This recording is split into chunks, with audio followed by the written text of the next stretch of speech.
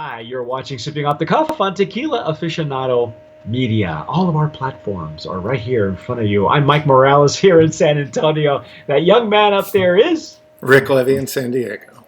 and Rick has been filling me in. He's filling us all in he's because his close personal friend Felipe Camarena signed his bottle of I wouldn't G4. say that. I'm a That's how fanboy though. okay. Well, Yeah, we have I dissected the did get Blanc. to meet him, and I Yeah, was able you to got have the him sign a signed bottle. bottle. So You dog, man. yeah, Jeez. Well, maybe I'll get to meet him shortly, and we can talk. I'll just tell him what you told me, and maybe he can sign a bottle for me. But we fell in love with the Blanco, that G4 Blanco, and how, like you said, he was like orchestrating. I love that. He's like this conductor where he was, one musical piece. He's got or maybe it's the same musical piece, but he's got the horn section up, and then on another musical piece he's got the strings, and you know, so it really makes yeah. more sense. And we call him a mad scientist, a mad genius, because the guy holds 2 degrees. He's an ingeniero twice, but he really is. At heart, he's I'm an thinking. artist. I'm thinking now of the Sorcerer's Apprentice. Mickey Mouse with the The sorcerer's Mickey hat Mouse, and yeah, the conductor's wand and the conductors want. So we loved the Blanco. By the way, that was a 40 ABV, 80 proof Blanco. This is the Reposado. And again, if you've watched, maybe by now you may have seen our Terralta reviews, and you notice that his tequilas, his aged versions, are very light in color. I think Rick, you and I, and Alex and I, when we talked about Pasote, there was an article in Bin magazine. I think it was or Tasting Panel, where Felipe says that he uses the oldest barrels he can find, right, 30, 40 yeah. years old, because he doesn't want a whole lot of the wood to mask He has a the very light touch. He has a very light touch when it comes to his barreling. It seems he does like, older depleted barrels. Um, and I guess he does like what would you say? It's like a light char, and he, probably, if he does any. Well, he yeah, has to, I suppose. But yeah, just a toast. You wouldn't even call it a char. You'd just say yeah, a yeah. toast, and he doesn't keep it in there overly long. I think this reposado we're about to have is a 6 month reposado. Okay, all right. Very similar to the Terralta, I think, in very light in color. Uh, as you pour yours, I'm pouring mine in the. This is the smaller version of the jarrito that we were talking about in the earlier in the Blanco version. These are prototype glasses that we are working with Chisholm Trail craft glasses that they are working with Stossel. We're hoping that this becomes a thing for agave spirits. So Absolutely. Yeah, yeah, I'm using one of the Harito prototypes as well. This is one of the heavier ones, but it is the taller design, right. like the current prototype that I used on the Blanco. So it's very similar, just a bit heavier, and that's what I'm going to be using for the Okay. Reposado. This one, I have, when we were testing it, and I have submitted my notes to Chisholm Trail, and I'm sure Rick will shortly, because those flavor notes and aroma notes will be submitted to Stossel. So we'll see what the powers that be decide. But if you've been following Sipping Off the Cuff and Tequila Aficionado, you know that we feel that tequila at this rate, after 17 years, 16 years of the Riedel, it's just outpaced the Riedel. I think the quality of tequila that's out there now deserves much more precise glassware. So that's what we're doing here. And you notice look at how light this color is. 6 months Yeah. in an ancient barrel. Wow. Extremely pale straw color. Yeah. I mean, you have to look twice. You if this wasn't a 6 months, legally it's 3 months or more to be a reposado, but this almost looks like a blanco suave that they pulled out, right before 30 days or 60 days. I think Yeah. Yeah, that's what it 60 looks like. days. Yeah, it looks like a blanco suave. So, but I think that's why he does that too. I think he's manipulating the normas to fit Exactly, yeah. to fit his mad plan to take over the tequila world. So Yeah. Well, what we found when we reviewed Peralta is that the añejo felt like what we would normally find in a reposado, right, and right, everything was yeah, kind of stepped down one. yeah. The progression wasn't what you would expect or what we have been used to Yeah. as consumers, right? But So then we got to his XA, and it was still extremely agave forward. yeah. So So now I'm using the short one. I'm getting those sweet notes though, and they're like wood notes. Rick, these are you're of course you and I are using the different glasses. You have the taller chimney. I got the shorter one, and I'm finding that in the shorter one I'm getting a lot more of the sweeter wood notes at the yeah, top. I'm finding it to be a lot warmer as well. I'm getting a little bit of vanilla, probably a Yes. touch Oh of wow. cinnamon, Oh my goodness. but also I feel like I'm getting a more of a baked agave note. Yeah, the agave is still there. I mean, obviously, that's why he looks for these ancient barrels because they're probably cheap on the market to begin with. And number two, they are not masking what he's trying to do with the tequila. Now, we talked about in the Blanco, this is a 50-50 blend of rainwater and well water because his distillery is equipped to gather rainwater, and of course he sits on a well as well. So um, again, just he spends way too much time in his head, but it's to our advantage. This is beautiful. This is almost like, and I can't even call it caramel. It's like this. It's it's like a baked pineapple or like a grilled pineapple. Yeah, It's like grilling fruit. That's what it smells like. It smells like you ever grilled pineapples, or yeah, I can even go so far as say I grilled peaches as well. But a grilled pineapple has more of the acidity in it, in the absolutely. nose. That's what it smells like. It smells like grilled pineapples. Yeah. And we Wow. had, in our Blanco review, we had noted the possibility of maybe some green pineapple, and Yeah. so All now right. that pineapple's gone and been thrown on the grill. Yeah, because there was a fruitiness I couldn't pin down. We called it a green fruit of some sort. It was Mm, I know there was some citrus on the Blanco as well. yeah, we I'm highlighted not getting grapefruit. any citrus here, but I am getting that grilled pineapple. Oh, it's I'm beautiful. still getting some bright notes. I think I could probably still pull out some of that citrus, but now it is mixed with I don't know, like a little bit of a cinnamon. Well, it's whatever spices are left in the barrel, from the toast, or it's not a char, it's a toast at this point. Yeah. I mean, even in the Blanco, if I put my nose up to inside here, I pulled out some wet cement, and now I'm getting something completely different. These glasses are amazing, folks. I'm telling They're a you, lot of fun. they are. Yeah, they are. It's like where what it's like I don't even want to try with any other glassware because Yeah. I'm afraid I'm going to lose some of these notes that I've never been able to pull out. It's like the zone for sensing these things is increased.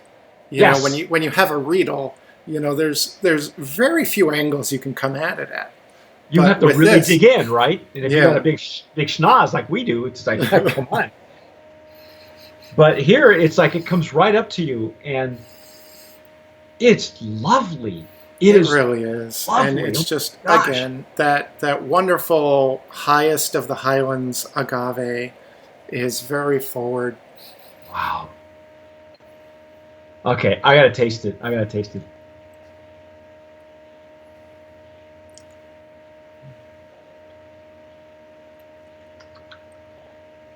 Um, wow. Oh wow. The sweet notes are still there. Yeah, They're still pepper. It's got a nice finish. It's got a nice medium to long finish. Um,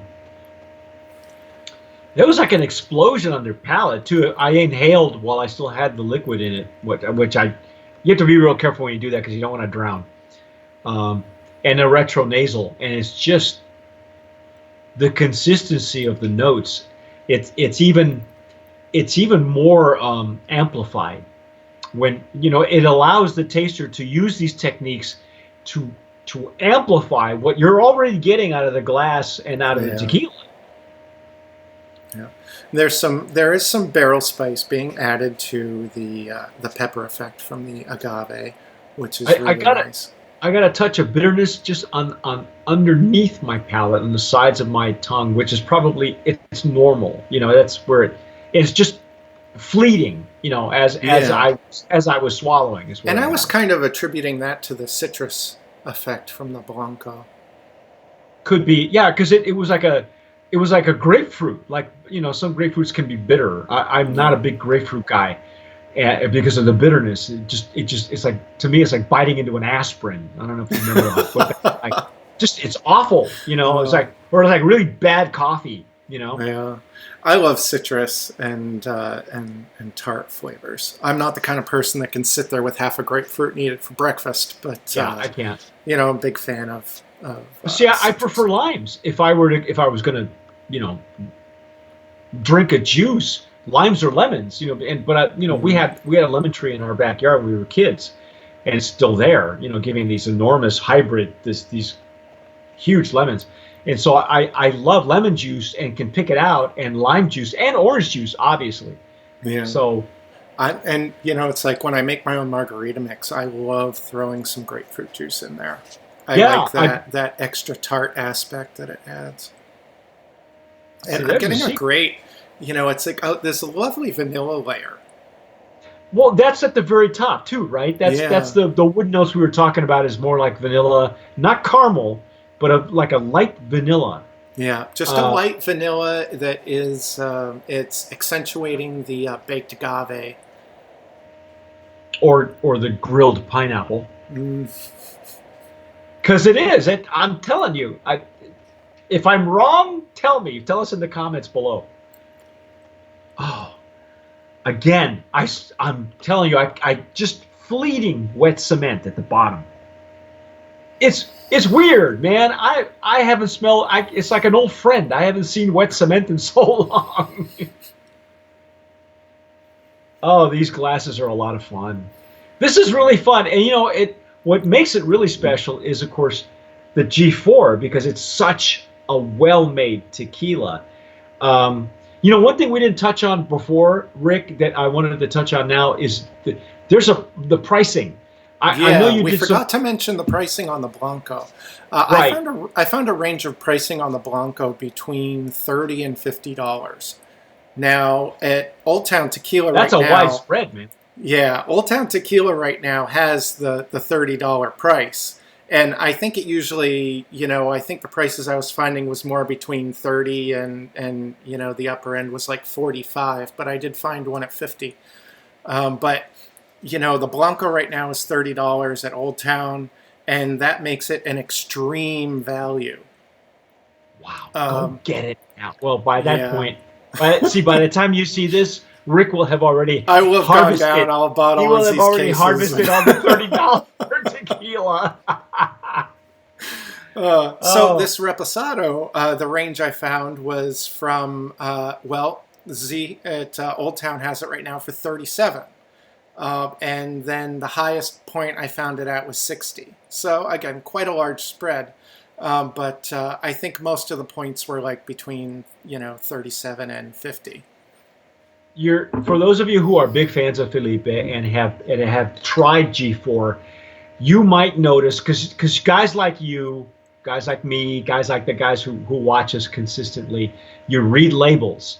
We're like kids when we were growing up. We'd read the cereal box. We'd read it front to back while we were eating. It's the same thing. Okay, we're just drinking booze now.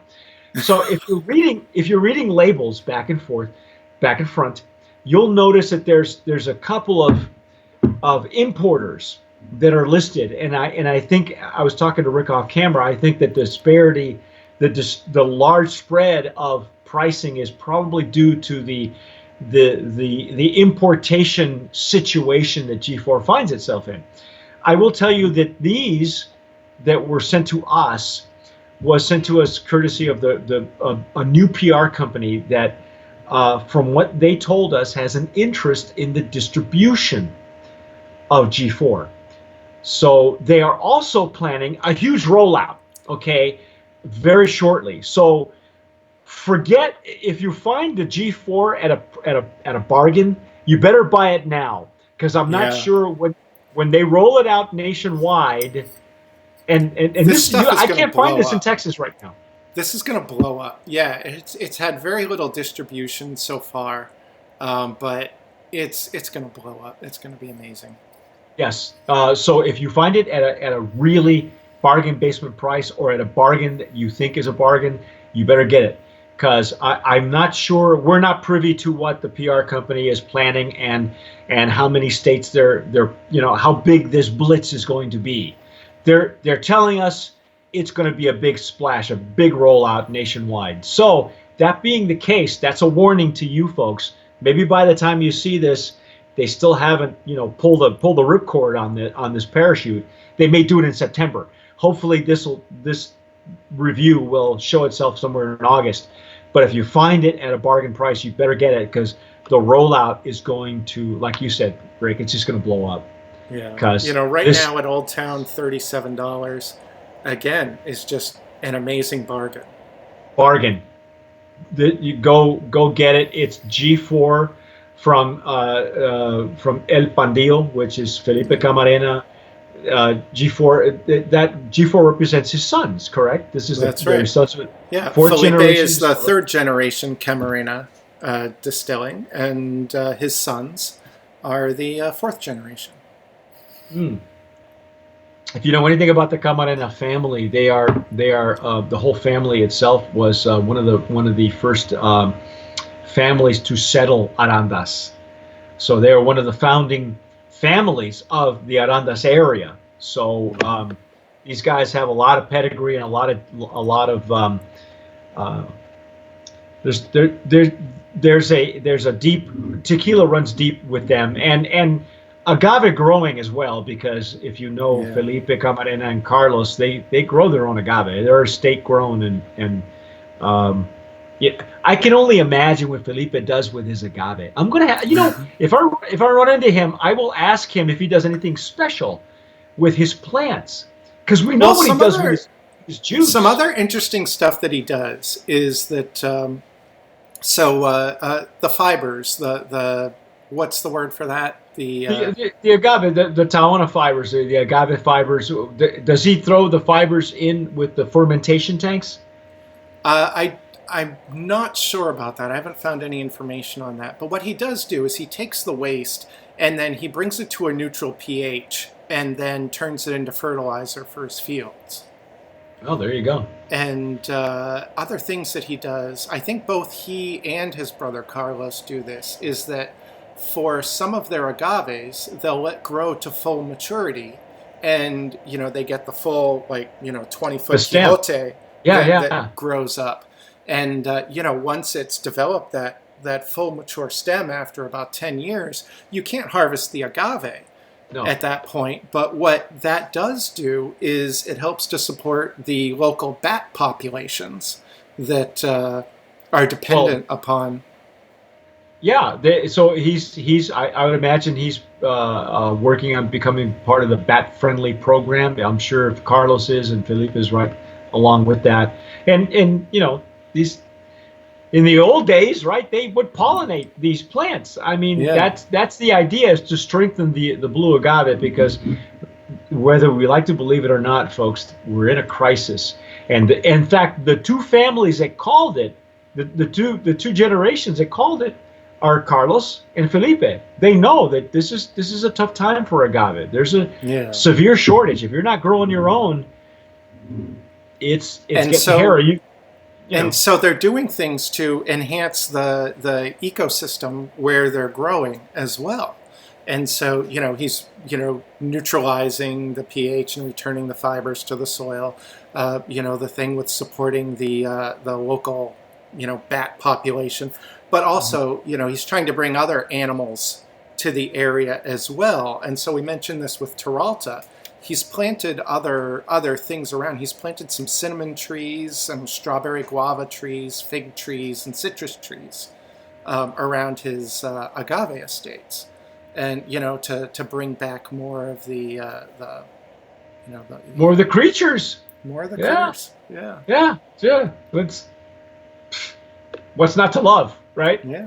Great price, great tequila, Brand of Promise nominee in the Legacy Reposado category, and oh my gosh, they're just lovely in these glasses. They're just it's what I said in my notes about this glassware is it's like tasting tequila. It's like watching television in HD.